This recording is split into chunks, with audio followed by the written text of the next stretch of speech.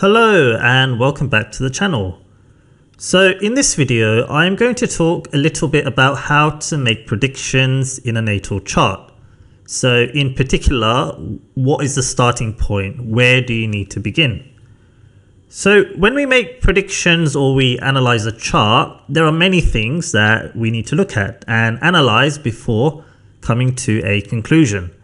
So we can't just look at the position of one planet in a sign and house and make an accurate, concrete prediction, because all the other elements of a chart, they can be interconnected. So we have to look at a chart holistically and try and create a cohesive picture of that area of life or situation and analyze accordingly. So if you've watched any of my transit videos, you'll notice that when I make predictions about a planetary transit, I generally take into account the positions of other major planets, because it's important to consider as many aspects as you can before making a prediction. So what is the starting point? Where do we begin?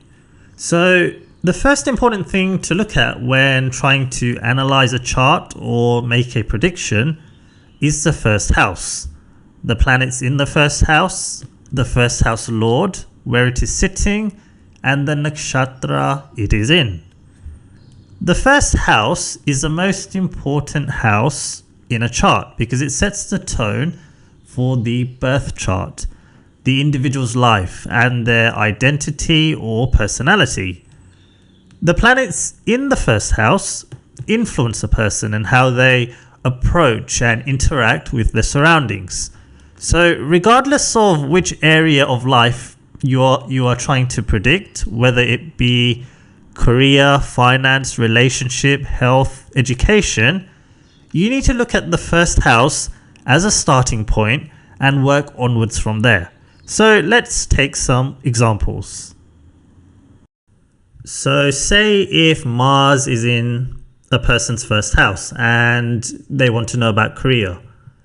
So when Mars is in the first house, this shows someone who wants to make their own decisions and take command of their own life, because Mars, it is associated with independence, which means that this can be the type of person who could have their own business, be self-employed, or do something on their own. Or they could be the leader of a company, as they would want to be in charge.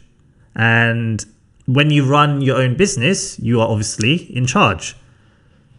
Mars is also about being bold and taking risks. And that is one of the qualities that is needed when someone is starting a business, because there is no guarantee that a business will be a success. But having Mars here in the first house, it shows that they can have that entrepreneurial spirit inside of them. So that's the first house. Now, the next step would be to look at the Lagna Lord. So if the Lagna Lord is placed in the 10th house, for example, it can show a self-made person, someone who builds their own path to achievement, giving them a good chance to, have their own business. And that's the starting point. So after that, you would look at the position of Saturn and the Artha Trikona houses. So if these combinations are also supportive, then we can confidently say that this person will do well with their own thing. So having their own business or being a leader of some sort. Now, instead of Mars, say, for example, if Saturn is in the first house and we want to know about career. So the first thing to know about Saturn is that Saturn is a servant. It is an energy which embodies service. So therefore, generally speaking, when Saturn is in the first house in the birth chart of a person, it is likely that they will be working as an employee or working for someone, because Saturn, it's not really a leader. Saturn is someone who is happy doing repetitive jobs and working with colleagues and following instructions. Saturn doesn't really have that risk-taking nature, which doesn't mean that they can't do their own thing or have a business, but they may focus on a business which is low risk. So something that involves minimal startup costs and requires little investment. So something that can be done from home, for example, or the coffee shop, such as content creating or even a tutor. So say if someone has Mercury in the first house and you want to predict about education. So with Mercury is an energy that is very curious. It is intellectually curious, that likes to explore ideas. It likes to connect the dots and embrace new information. Mercury is also an energy that has good attention to detail and is good at analyzing and obviously good at communicating. So keeping these qualities in mind, therefore, in terms of education, it gives us a clue that this person can do quite well in their studies or school because they have that natural interest. And Mercury will give them the qualities needed to do well in their studies. And then after that, you would look at the Lagna Lord. And if the Lagna Lord was in the 5th or 9th house, then it would further strengthen their intellectual ability and they can do really well. So that's the starting point. After that, you would look at Jupiter, and depending on the level of education we are trying to predict, so if you're looking at primary school education, then you would look at the 3rd house. If you're looking at college or university, then you would look at the 5th house. So hope that makes sense. Now, instead of Mercury, if we go back to Mars in the 1st house, so if Mars is on its own in the 1st house and you want to know about education, then Mars in the 1st house can show someone who can have a limited attention span. And if you have like a limited attention span, that means you might not be able to concentrate for longer periods. And therefore, you may not do quite as well in school as someone who has Mercury in the 1st house. Now, if Mars and Mercury are together in the 1st house, then it's different. Then it could show someone who is a quick learner. So sometimes you hear about students who are doing advanced mathematics at a young age, and that's because they have that sharp intellect, which can be signified by Mars and Mercury conjunction. So the planets in the 1st house, they give us that important clue, that starting point, where to begin, where to analyze further. Now, if you don't have any planets in the 1st house, it can mean that your sense of self isn't as strongly defined, and you may be shaped more by the environment and life experiences. So then we would look at the Lagna or Ascendant Lord and see how it is placed and which house it is placed. So say for example, a person doesn't have any planets in the 1st house, but they are Capricorn Ascendant and their Lord Saturn is in the 6th house, and they want to know about having children. So the first thing to know is that the 6th house is considered a malefic house because it brings challenges and obstacles. But it is also an Upajjaya house, which means that it tends to improve as the person gets older.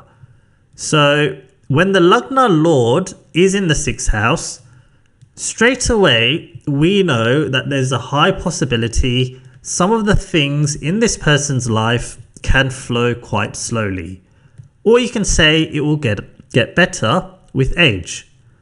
And therefore, the possibility of having kids may come late.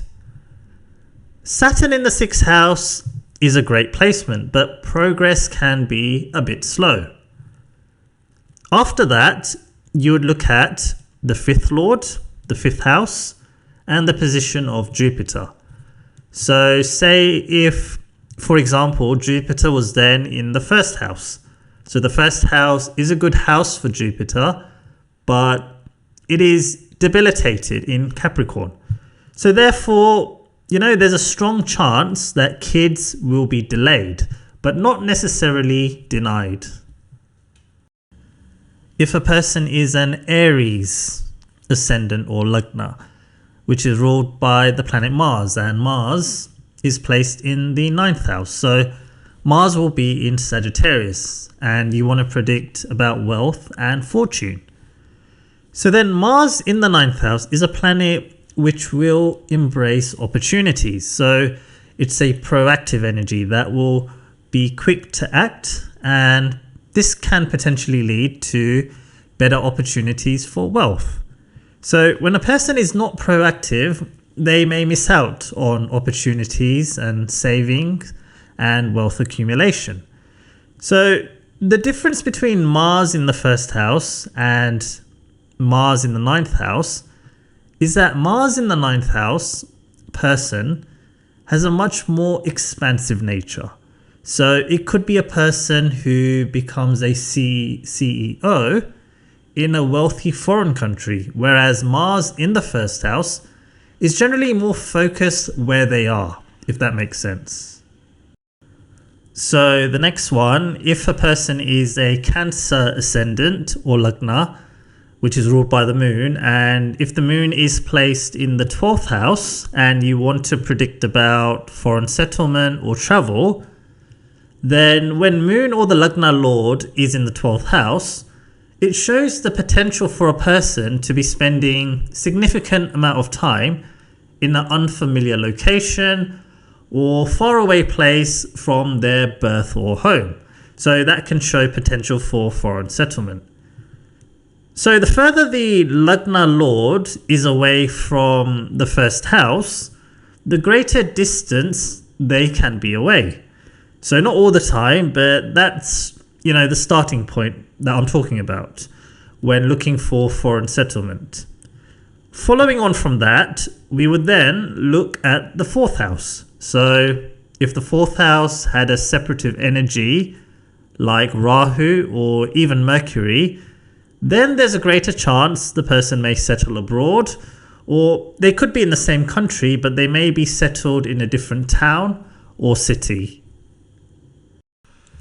And finally, it's also important to look at the nakshatra that the Lagna lord is in, because that can also give us a clue or a starting point. And nakshatras, they offer a little bit more detail.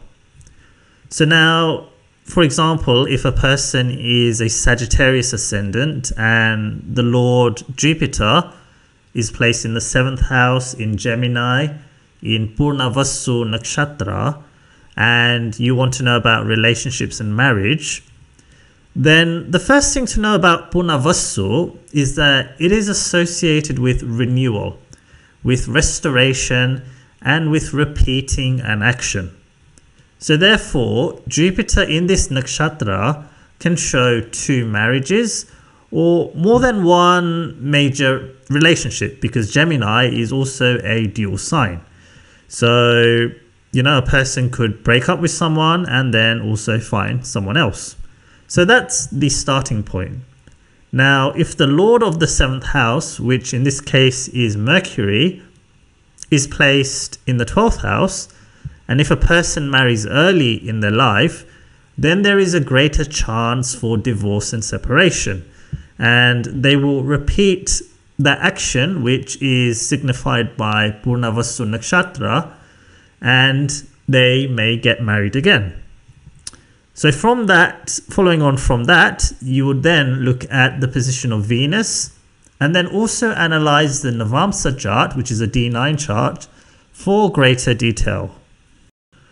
If a person is a Cancer ascendant and the Lord Moon is placed in the 9th house in the sign of Pisces in the nakshatra of Revati, and you want to know about children, then the first thing to know about Revati is that it is a extremely compassionate nakshatra that likes to nurture and protect. So these are the qualities that are required if that want to have children. So this position would show someone who will want to have children and want to take care of them. And if for whatever reason they cannot have children, then they will also have that nature within them to adopt, because Revati is a protector of everyone, regardless of race, religion, whether a child is blood related or not. So we'll look at one final one. If a person is a Taurus ascendant and the Lord Venus is placed in Chitra Nakshatra, so Chitra Nakshatra, it spans both Virgo and Libra zodiac signs. So let's say it's in Virgo in the 5th house. So Venus is debilitated here in Virgo, but the 5th house is the house of natural talent, which is what someone can be born with. So now in terms of career, or in terms of like hobbies or things that they can do in their life, this position can mean that once they have found that confidence to express themselves, they could be a really amazing painter or designer, because those are the things that Chitra Nakshatra represents. So as you can see, we can get a really good impression and idea just from the 1st house, the ascendant lord, and nakshatra about a person, because that will give us the starting point for any prediction that we want to make. Because the 1st house, it shows a person's nature. It shows a person's traits towards everything else. After that, then we can look at the position of the moon and then the other respective houses and planets, depending on the area of life we are trying to predict. So I hope you found this short video interesting, and if you enjoyed it, please give it a thumbs up. And if there's any other types of videos that you are interested in, please just leave a comment in the comment section below. And I will see you next time. Thank you.